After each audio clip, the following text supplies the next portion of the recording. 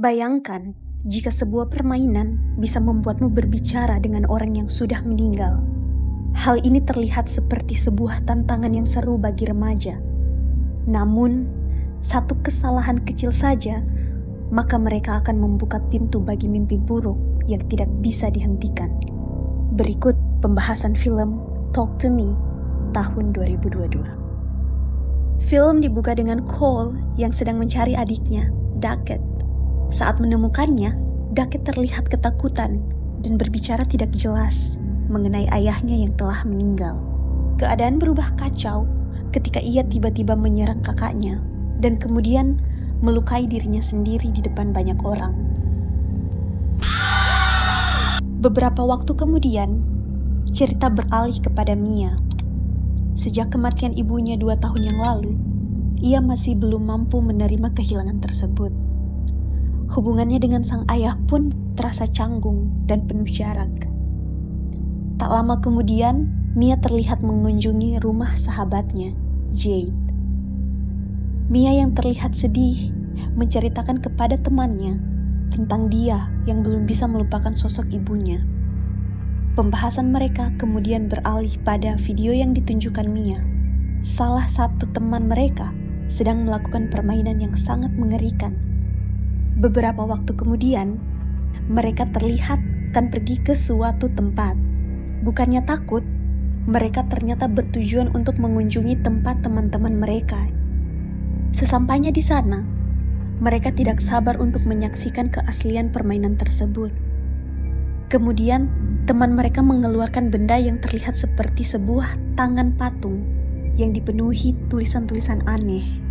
Merasa penasaran sekaligus mencari pelarian dari kesedihannya, Mia menjadi orang pertama yang mencoba permainan itu.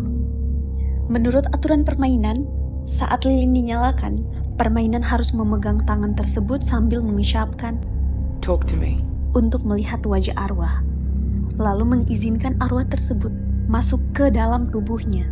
Namun ada satu aturan penting, permainan tidak boleh berlangsung lebih dari 90 detik.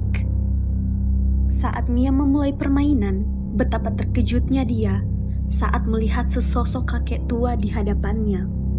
Jade yang menyaksikan kejadian tersebut di hadapannya masih merasa aneh karena tidak melihat apa-apa. Bahkan dia mengira Mia hanya berpura-pura. Merasa kesal, Mia malah ingin membuktikannya kepada Jade. Kali ini dia melihat sosok yang berbeda.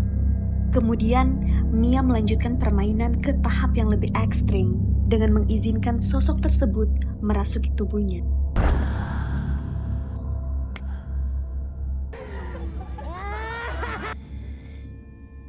Bukannya panik, mereka yang menonton kejadian ini malah tertawa saat melihat sosok tersebut mulai mengambil alih tubuh Mia. Masih belum menyadari bahaya yang mereka lakukan, sekumpulan remaja ini malah makin menikmati saat di sekitar mereka mulai terjadi hal-hal aneh. Saat waktu hampir menunjukkan 90 detik, mereka mencoba melepaskan tangan tersebut dari genggaman Mia. Tetapi keadaan menjadi rumit saat sosok yang ada di tubuh Mia menggenggam erat tangan tersebut. Keadaan sekitar makin menegangkan, terutama saat waktu sudah melewati 90 detik. Beberapa orang menarik secara paksa tangan yang digenggam oleh Mia. Saat terlepas, Mia terlihat sangat menikmati hal tersebut. Scene beralih ke Riley yang merupakan adik dari Jade. Terlihat ketakutan karena menyaksikan permainan tadi. Dia meminta Mia untuk menemaninya. Kemudian Riley bertanya, bagaimana ibu Mia meninggal? Ternyata ibu Mia mengkonsumsi terlalu banyak obat tidur. Mulai dari sinilah hubungan Mia dan ayahnya menjadi canggung. Beberapa saat kemudian, Riley tertidur. Semuanya terlihat normal saja, sampai akhirnya di pagi hari, Jade berniat untuk memulai sebuah pesta yang akan dilakukan di rumahnya. Bukannya menjauh setelah kejadian sebelumnya, mereka malah melakukannya lagi.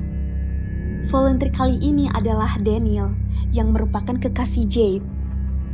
Merasa penasaran dengan tangan tersebut, Mia bertanya, Josh mengatakan bahwa tangan tersebut merupakan tangan seorang cenayang yang sudah dilumuri balsam sehingga mengeras. Itulah mengapa orang-orang bisa melihat arwah saat menggenggam patung tangan tersebut. Saat permainan dimulai, Daniel terlihat mengalami kejadian yang sama dengan yang dialami oleh Mia sebelumnya. Jade mulai merasa tidak nyaman dengan apa yang terjadi pada kekasihnya. Saat waktu hampir menunjukkan 90 detik, mereka menghentikan permainan. Merasa sangat puas dengan apa yang terjadi, Mia kembali bersedia menjadi pemain selanjutnya. Jade mulai bingung dengan keputusan Mia, terutama setelah kejadian yang terjadi padanya di permainan sebelumnya.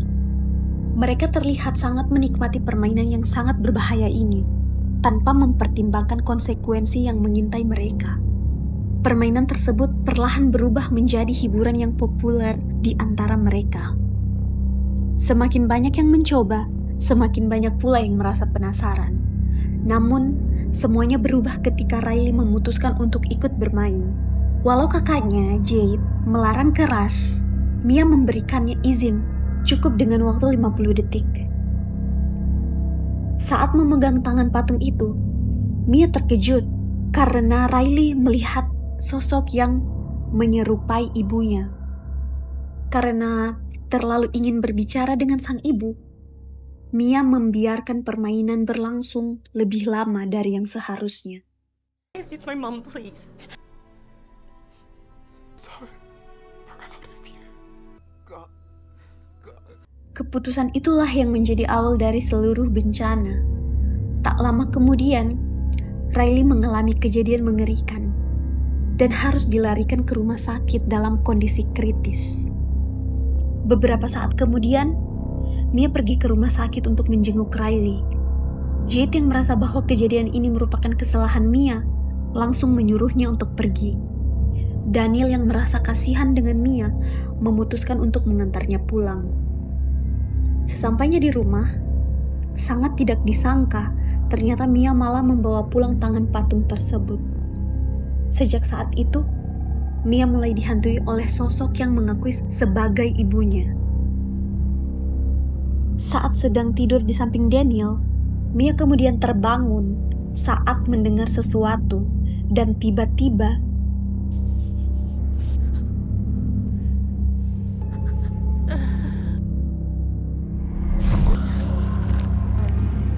dia mencoba membangunkan Daniel.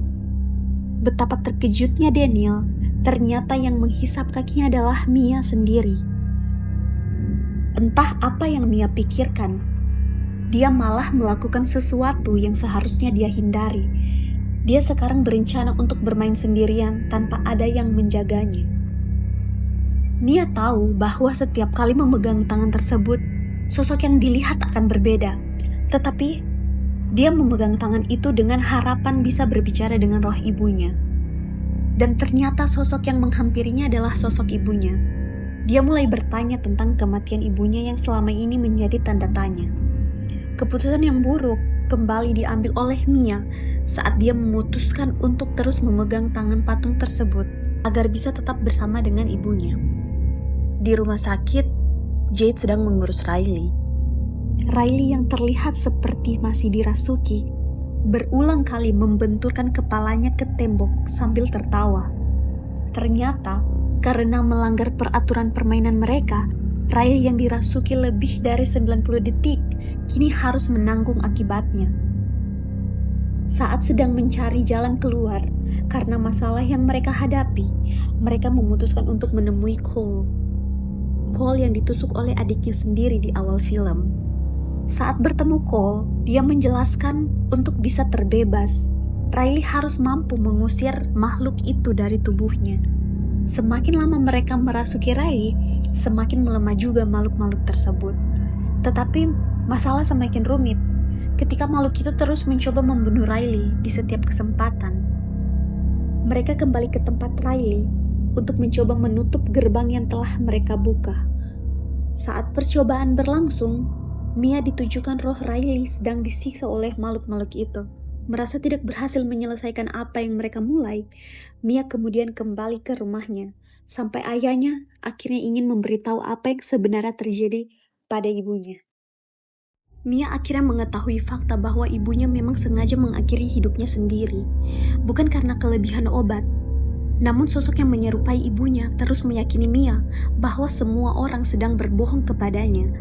Makhluk tersebut bahkan mengatakan bahwa satu-satunya cara untuk menyelamatkan Riley adalah dengan mengakhiri hidup Riley agar jiwanya terbebas. Karena tidak lagi mampu membedakan mana kenyataan dan mana tipuan, Mia kemudian mempercayai makhluk tersebut dan melukai ayahnya sendiri. Scene kemudian beralih ke rumah sakit. Riley terlihat sudah membaik setelah mereka melakukan ritual. Tetapi Mia bersikeras bahwa keadaannya tidak akan membaik. Dia memancing Jade pergi ke rumahnya agar memiliki waktu berdua saja dengan Riley. Saat berada berdua dengan Riley di rumah sakit, Mia hampir melakukan tindakan yang tidak dapat diperbaiki. Beruntung, di saat terakhir ia menyadari bahwa selama ini dirinya telah dimanipulasi. Saat mencoba membawa Riley ke sebuah jalan raya, Mia akhirnya memahami bahwa sosok yang mengaku sebagai ibunya hanyalah salah satu roh yang ingin mengambil lebih banyak korban. Alih-alih mencelakai Riley, Mia memilih mengorbankan dirinya sendiri. Beberapa waktu kemudian, Riley berhasil pulih. Sementara itu, Mia terbangun dalam keadaan bingung. Tidak ada seorang pun yang dapat melihat atau mendengarnya. Hingga akhirnya sebuah lilin menyala di tempat lain. Seseorang memegang tangan patung tersebut dan mengucapkan mantra yang sama. Untuk pertama kalinya, kini Mia berada di sisi lain permainan.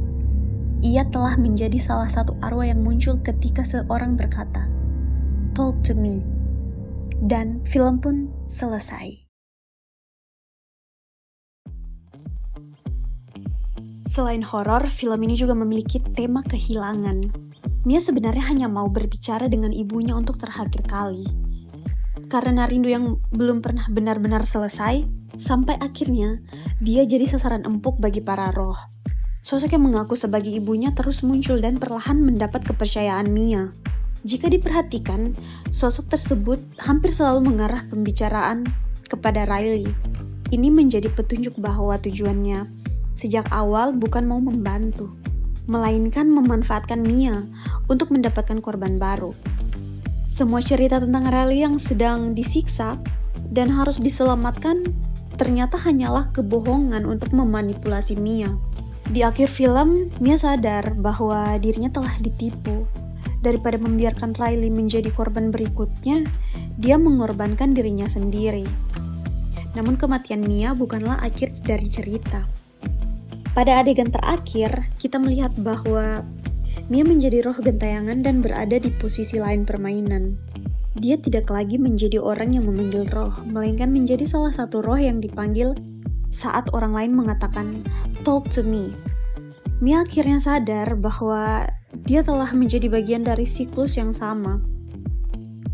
Demikian cerita dan penjelasan film Talk to Me tahun 2022. Jika kalian punya saran atau request film, silakan tulis di kolom komentar.